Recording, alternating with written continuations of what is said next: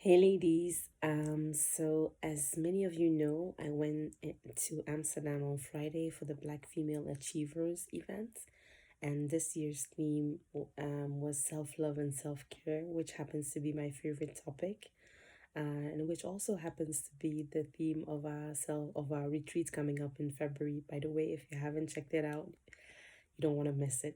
From the 29th of February till the 7th of March, we will be in Ghana, indulging in luxury, spending time with like minded sisters, doing some yoga and meditation, and above all, spending time with ourselves, getting to know ourselves through these amazing self discovery, self love workshops. So, I wanted to share with you my speech, the presentation that I did in Amsterdam. So I will attach it to this video so that you can see it and let me know what you think. Talk to you soon. Bye bye. I am very honored to be here, first of all, and I would like to thank the whole team of Black Female Achievers to put this event together. Thank you. And giving me the opportunity to be present here today. So, as she said, my name is Rosemary, and I was born in Germany, raised in Belgium, so I am what you can call a real Afropean. If that term sounds familiar to you, I'm sure there are many Afropeans here as well. So my friends just call me Rose, so from today on, we're all friends, so please go ahead and call me Rose as well. So as I said, I am an Afropean, and I'm a foodie. I'm a lover of food, and I just enjoy spending time with people around food most of the time. So I'm a mother and a wife, a mother of two beautiful but handful kids, and I love to travel. No wonder I work for Booking.com as well. So now that you know a little bit more about me, here as I said, I'm a wife and a mother, and obviously I'm a feminist, and I like to also call myself an Afro-feminist. Okay, you love that, that's nice. Yes, so as Marianne mentioned earlier on, I created an organization called Shetribe, and Shetribe was basically an organization that I created out of necessity. So for myself, growing up as a Black girl, many times being the only Black girl in the room, in school or at work, and even at the office I work, I'm the only Black girl. I just felt like we needed to create a safe space for us to come together, not around business, because there are other groups out there, but bringing women together who share a common goal for business, but not necessarily a sisterhood. And that is what I wanted to create, a place where we could come together, share our experiences with one another, and also learn from one another, knowing that we're not alone in our stories. So what is it that we're passionate about, or what I am passionate about through Shetribe, is that I bring women together through the wellness retreats that we organize, mainly in Africa and in Ghana for obvious reasons. And we also host holistic wellness workshops. So I will show you some pictures of what we've done so far and what also we're working on. And we also host and moderate online engagement groups and activities, which I can tell you a bit more about later as well. Click. And I went too fast. I was already warned not to go too fast because otherwise it might freeze. So here are some of the pictures of some of the activities we've had so far. So this was one of the holistic wellness retreats, mini retreat. This is me, as you can see. I used to have an afro. Now I've locked my hair 2 weeks ago, so I look a bit different. But basically, what is currently keeping us busy is that we have our upcoming retreats in February 2020 with the theme self-love. That's when I knew this was just meant to be, because the theme of today as well is self-love.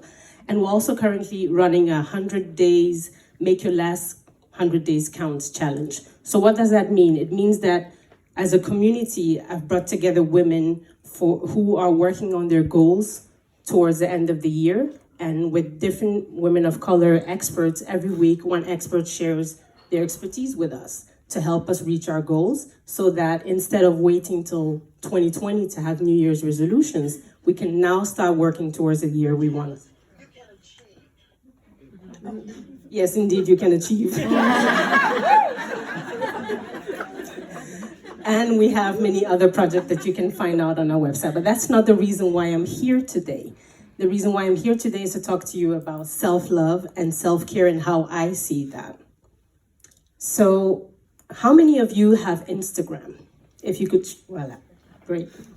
Many of you. And how many of you follow people or pages that talk about self-love or self-care? Majority of the group. And we just love these pages with the lovely quotes and the very nicely curated feeds. With sometimes these facials that we see that everybody seems to be obsessed with. I really want to get one, so if you can hook me up, that would be awesome. Is that also about posing in yoga pants? Because we see that a lot on these pages as well. And is that about getting a massage? Or even, I would say, joining a yoga retreat in Bali and sitting on one of these swings. How many of you have seen that online? It's like everybody that goes to Bali sits on this swing or goes to have a bath in this place somewhere in Bali as well. But I think that's just not what self-love is all about, self-care. There should be more, right? And I think that many of us see nowadays a lot about self-love and self-care, but we do not really know what it means to us and what it means for women like us, Black or brown mothers or girlfriends. And I read a research recently in the USA that was done and to show that little Black or brown kids, or girls specifically, are believed to be more grown and earlier on than compared to their white friends. And I was thinking, why is that though? And the fact is that we grow up too fast. Many of us come from households where we had to help out. If I take myself as an example, I was the eldest child at home. My sister and I have an 8-year gap in between, so I was raised by a single mother. My dad died when I was very young, and so I had to help out quite a lot. And it meant that I also felt like I had to help out, which meant that I became more mature early on. And a lot of people would say, well, that's a good thing, but I beg to differ here. I don't think that us growing up too fast is good, because society has created this thing that makes it okay for us to grow up and forget to play. And by growing up too fast, we also forget. You clicked the wrong button once. I did? Yeah, you clicked this off. Stand by. I don't even know where that is. Perhaps you could. Help. Perfect. Thank you. So as I was saying, we tend to grow up too fast, and many would think that that's a good thing, but I beg to differ here because there are many side effects to that. And one of the side effects is that we tend to put other people's needs before ourselves. So by helping out at home, we help others. And when we grow up and get out of our household, we still do the same for our colleagues, our boyfriends. We treat our boyfriends like our sons. We treat our husbands like our sons. And we treat our sons like kings. And so it's a vicious circle where we put everybody else's needs before ourselves. We're afraid to fail. We're afraid to ask for help because we feel like failing, we just can't afford to fail, because if we fail, we cannot count on anybody. So we feel very alone in our journey as well. Make sure not to press on the wrong one. And as I said, there are many other side effects. And what is important, I think, is that we as mothers, so I'm a mother of 2 kids, but also aunties and the bonus moms out here, it is our responsibility to teach the kids early on about self-love and boundaries and basically taking time for themselves, letting them be kids, but also telling them it's okay to say, no, mom, I don't want to play with you right now, or to their friends. They need to really learn this early on. So what is self-love and self-care? If it's not all what we see on Facebook or Instagram, what is self-love? And for me, self-love is, first of all, saying no more often and learning to set healthy boundaries. So we've heard a few of the women already talk about this, but we need to basically repeat it until we really believe it. Because saying no is so difficult to us. Many times we're afraid to hurt others, we're afraid to disappoint. But the person we should be afraid to disappoint is ourselves. The first time it might be awkward, saying no. Second time, maybe still. But I believe by the third time or fourth time, people will learn how to behave around you. They would know that I shouldn't ask Rose to do this right now because it's inappropriate or it's just asking her too much. But because we say yes so many times, people just push us to see where we can stop. Make sure that you put yourself first. And I found this, yes, I found this picture and I thought it was so funny because it says, sorry, I can't, I have plans with my dog. That person probably doesn't even have a dog, but the whole point is you need to start putting yourself first and spending time with yourself because you count as well. And as my auntie, Inyala Van Zandt, do you know Inyala? Yeah. That's my auntie.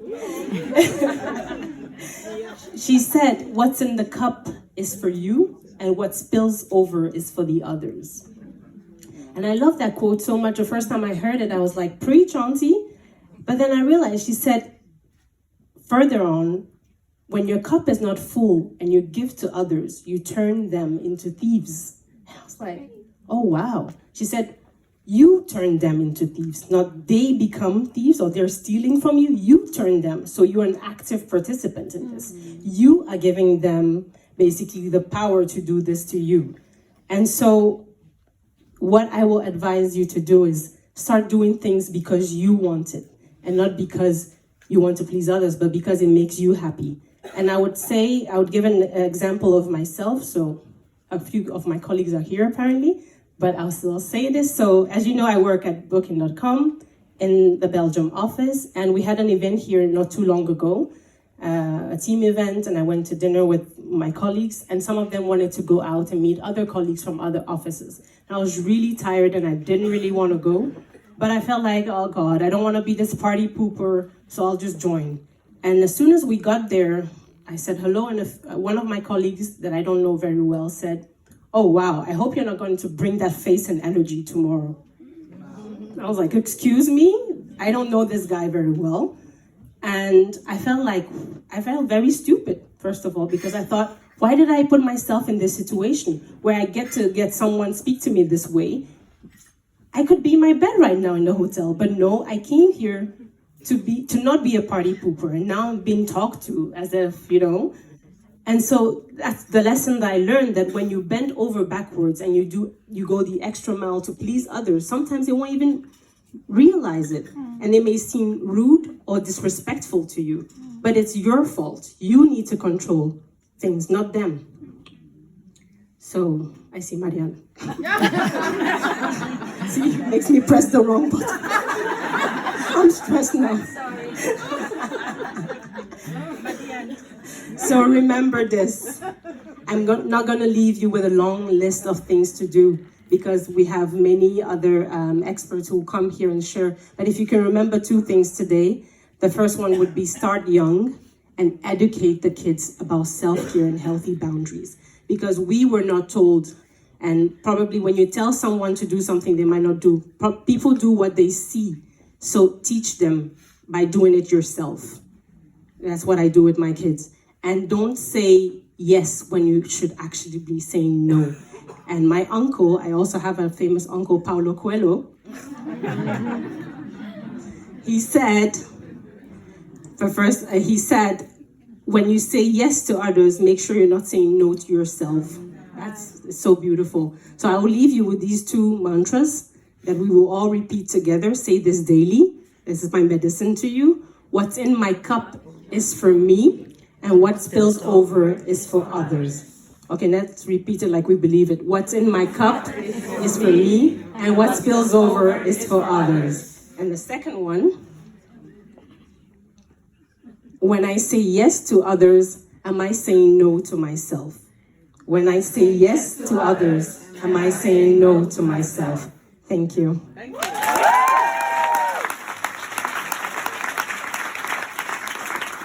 Thank you, Rosemary.